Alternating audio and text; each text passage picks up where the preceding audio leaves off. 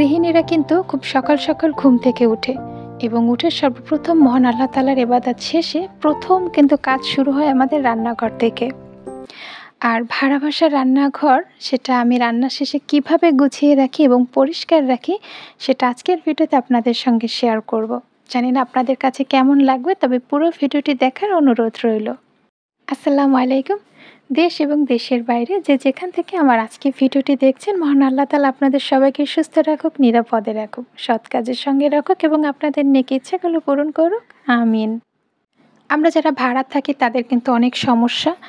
তাদেরকে কিন্তু নির্দিষ্ট একটা টাকা বা বাজেটের ভিতরে কিন্তু তাদেরকে বাসাটা নিতে হয় এবং সেই বাসার ভিতরেই কিন্তু সবকিছু গুছিয়ে রাখতে হয়। যেভাবেই হোক সেটাকে কিন্তু ম্যানেজ করে চলতে হয়। আবার অনেক বড় বাসাও নেয়। এটা আসলে সবার মান্থলি ইনকামের উপর নির্ভর করে। তবে যারা একদমই মধ্যবিত্ত তারা তো ২-৩ টা রুমের ভিতরেই কিন্তু তাদের সব হয়ে থাকে।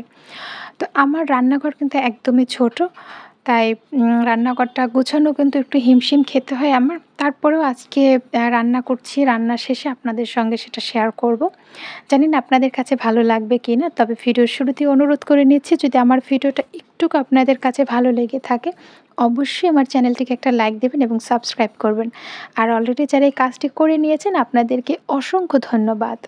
আর অবশ্যই ভিডিও শেষে আপনার অতি মূল্যবান মতামতটা আমাকে কমেন্ট করে জানাবেন। আজ শাপলা ভাজি করে নিলাম এবং এটা কিন্তু একটু অন্য উপায়ে করেছি, মানে লবণ দিয়ে মেখে তারপরে সেটার যে তেতো পানিটা সেটা ফেলে দিয়ে তারপরে আমি রান্না করেছি। এটাকে বিভিন্ন রকমভাবে ভাজি করে খাওয়া যায়। তো শুরুতেই কিন্তু আমি আমার র‍্যাকটা দেখিয়ে দিচ্ছি, যেখানে পেঁয়াজ, রসুন, আলু এবং এই ৩ টা একসঙ্গেই থাকে। তো আগে আমি এই যে র‍্যাকটা, একটা কাপড়ের একটা র‍্যাক ছিল এবং এর ৩টা তাকে ব্যবহার করতাম এক কাজে। কিন্তু পরে দেখি যে রান্নাঘর ছোট, দেখতেও খারাপ লাগে, পরিষ্কার করতে কষ্ট হয়। তো পরে চিন্তা করলাম না, এতগুলো দেওয়ার দরকার নেই। আর রান্নাঘর তো তেল চিটে হয়ে যায়, সব কিছুতেই একটা তেল আঁচটে পড়ে যায়। সেজন্য আমি একটা ঝুড়ির ভিতরে কিন্তু সবটা রেখে দেই। আমার রান্নাঘরটা কিন্তু একদমই ছোট এবং সরু, খুব একটা চ্যাপ্টা না। তো যখন বেশি মেহমানের কোনো রান্নাবান্না পড়ে তখনও কিন্তু আমাকে একাই রান্নাঘরে থাকতে হয়। কারণ এখানে ২ জন মানুষ ঘোরার মতনও কিন্তু কোনো উপায় নেই যে না ২ জন রান্না করবে। যদিও আমার পাশে চাইলে একজন দাঁড়িয়ে হেল্প করতে পারে, এরকম একটু স্পেস আছে। তবে সে যদি খুব মোটাসোটা মানুষ হয় তবে তার জন্য কিন্তু খুব কষ্ট হয়ে যাবে। তো আর কম মানুষ হলে তো সেটা নিজেকে একাই ক্যারি করতে হয়। তো এটা কিন্তু খুব মুশকিল হয়ে যায়। আর রাইস কুকার সেটা কিন্তু আমি এখান থেকে লাইন দিয়ে এটা নিচে রেখেছি। কারণ এটা মাঝে রাখলে হাঁটার জায়গা থাকে না। তো যে জন্য যখন রান্না করি বের করে নিই, আবার রান্না শেষে এটা ভিতরে রাখি এবং এর জন্য আলাদা কিন্তু আমি একটা টুল বানিয়ে নিয়েছি। যারা কাঠের মিস্ত্রি ওনাদেরকে বলে আমি রাইস কুকারের মাপে একটা টুল বানিয়ে নিয়েছি। তো যেহেতু বাচ্চা আছে তো সব দিক মাথায় রেখে আসলে এটা এই জায়গায় সেফ থাকে। পাশে কিন্তু আমার যে চালের ড্রাম, চালটা আমি এখানে এই ড্রামে রেখে দেই। যখন প্রয়োজন হয় এখান থেকে নিয়ে নিই, আবার এখানেই থাকে। আর তরকারি কাটার জন্য যে টুলটা সেটা কিন্তু সবসময় আমার এইখানেই থাকে। এতে করে কি হয়, আমার যেহেতু অন্যান্য রুমে কোথাও চালের ড্রাম বসানোরও জায়গা নেই, আমার কিন্তু খুব অসুবিধা হয়। তো এটা বেশ ভালো হয়। আর পেঁয়াজ রসুনের যে ঝুড়িটা সেটা এটার পাশে থাকে এবং এইভাবেই সাজানো থাকে। বেশি আসলেও এইভাবে সাজানো থাকে, কম আসলেও থাকে এইভাবেই। আর বটিটা কিন্তু আমি একদম নিচে রেখেছি, যেহেতু আমার বাসায় বাচ্চা আছে এবং ও কিন্তু এইসব জায়গায় আমি যখন থাকি ও ঘোরাঘুরি করে। যাতে ওর থেকে একটু দূরে থাকে এইজন্য আমি কিন্তু বটিটাকে নিচে দিয়ে দিয়েছি। এতে করে কি হয়, যখন আমি রান্নার জন্য মসলা কাটাকুটির কাজ করি তখন কিন্তু সব আমার হাতের কাছেই থাকে।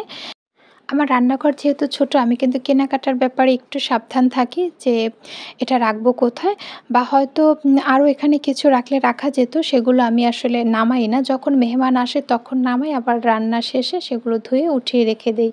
কারণ থাকলেই কিন্তু সেটা ব্যবহার হবে, নোংরা হবে, রান্নাঘর দেখতে ভালো লাগবে না।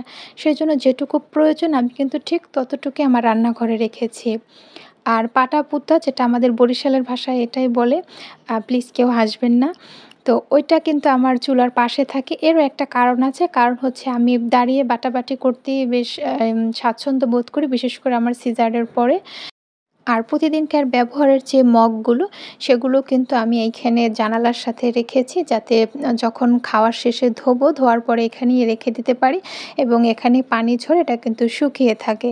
আর এই যে স্ট্যান্ডগুলো দেখতে পাচ্ছেন, এগুলো কিন্তু এখনকার যে থালাবাটির র‍্যাক পাওয়া যায় তার সাথেই থাকে। তো ওইটার সাথে রাখলে কিন্তু খুব একটা রাখা যায় না, সমস্যা। সেজন্য আমি আলাদাভাবে রেখে দিয়েছি। তো আমার কাছে এইটাই ভালো মনে হয়। আর রান্নাঘরটা কিন্তু একদমই সরু দেখতে পাচ্ছেন। এখানে আসলে আমি খুব কম মাল জিনিস ব্যবহার করি এবং বাকিটা কিন্তু আমার ডাইনিংয়ে রাখা, যে কারণে এইখানটা খুবই ফাঁকা দেখাচ্ছে। আর প্রতিদিনকার ব্যবহারের যে ননস্টিক বা ফ্রাই প্যানগুলো, ওগুলো কিন্তু পাশে লোহা দিয়ে নিয়েছি। তো ওইখানে আমি সাজিয়ে রাখি। যখন এগুলো যেগুলো দেখতে পাচ্ছেন সেগুলো প্রতিদিনই কিন্তু আমার রান্নার কাজে প্রয়োজন হয়। আর রান্নার শেষে কিন্তু আমি সবসময় চেষ্টা করি সাথে চুলা পরিষ্কার করার। যে কারণে আমার এই চুলার বয়স কিন্তু ১২ বছর হয়ে গেছে। এখনো কিন্তু মানে নতুন চকচকে। তো আজকের ভিডিওতে কিন্তু আমি আমার রান্নাঘরটাকে কিভাবে গুছিয়ে রাখি এবং দেখতে খুব সিম্পল লাগে, ওইটি আপনাদের সঙ্গে শেয়ার করেছি। জানি সেরকম দেখানোর মতন কিছু নেই। তারপরে একজন সাধারণ মানুষ হিসেবে সাধারণভাবে জীবনযাপনের জায়গা থেকে আপনাদের সঙ্গে শেয়ার করেছি। আশা করি সবাই এটাকে ভালোভাবে দেখবেন এবং সবাই ভালো থাকবেন। আল্লাহ হাফেজ।